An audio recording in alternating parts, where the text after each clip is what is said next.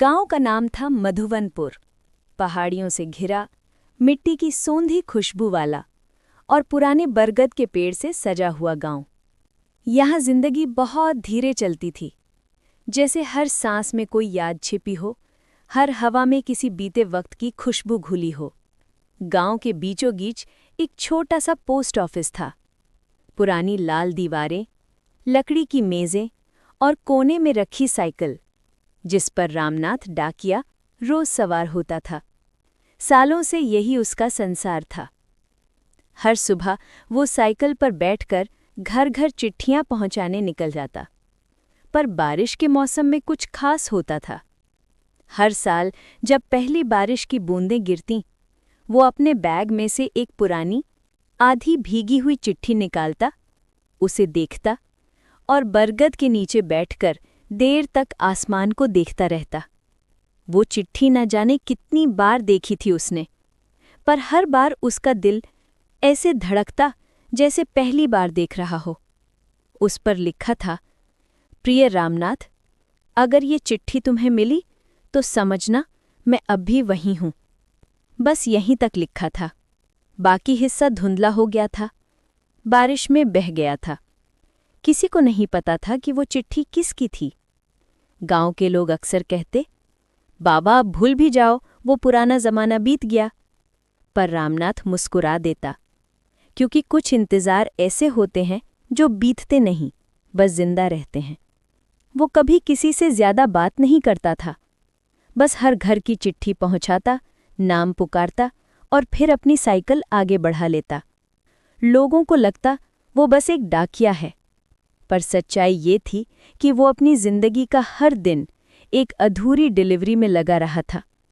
एक ऐसी चिट्ठी जो शायद उसके ही नाम थी, पर कभी उसके पास पहुंची नहीं। कहानी शुरू होती है 40 साल पहले की बारिश से। तब रामनाथ जवान था और पोस्ट ऑफिस में नया नया काम शुरू किया था। उसका गांव के ही स्कूल में पढ़ने वाली एक लड़की से परिचय हुआ था, सरिता। सरिता को चिट्ठियां लिखने का बहुत शौक था।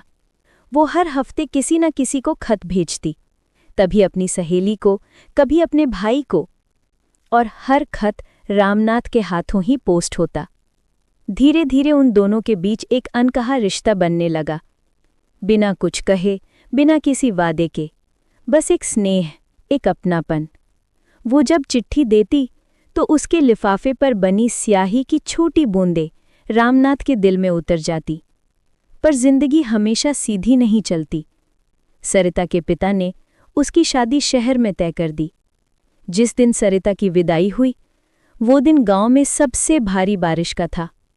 रामनाथ पोस्ट ऑफिस में बैठा था और उसने उस दिन एक आखिरी चिट्ठी पोस्ट की, जिसका पता वही था जहां सरिता का नया घर था।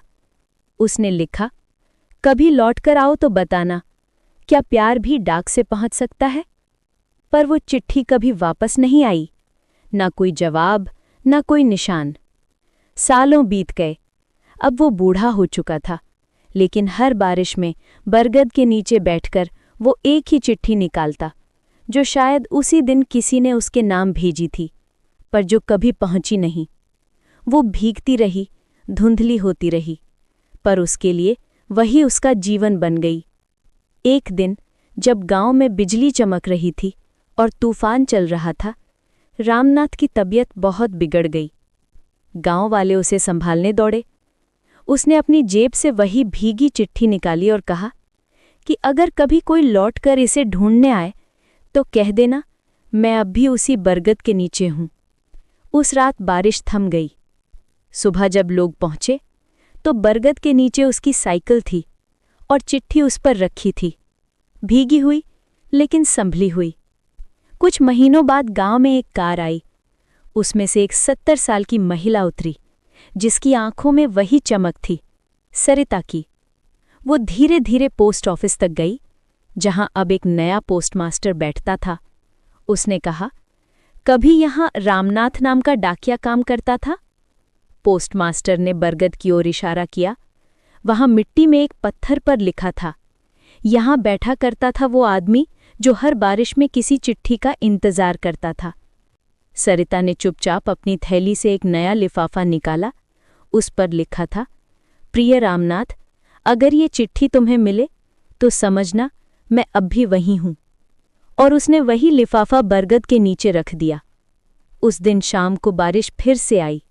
बरगद को पत्तियों से गिरती बूंदों के बीच वो लिफाफा खुला और हवा में उड़ते हुए पुराने पत्र के साथ मिल गया।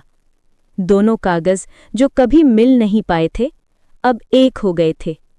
और बरगद के नीचे मिट्टी में किसी को ऐसा लगा जैसे बारिश की हर बूंद कह रही हो, कुछ चिट्ठियां देर से पहुंचती हैं पर पहुंचती जरूर हैं।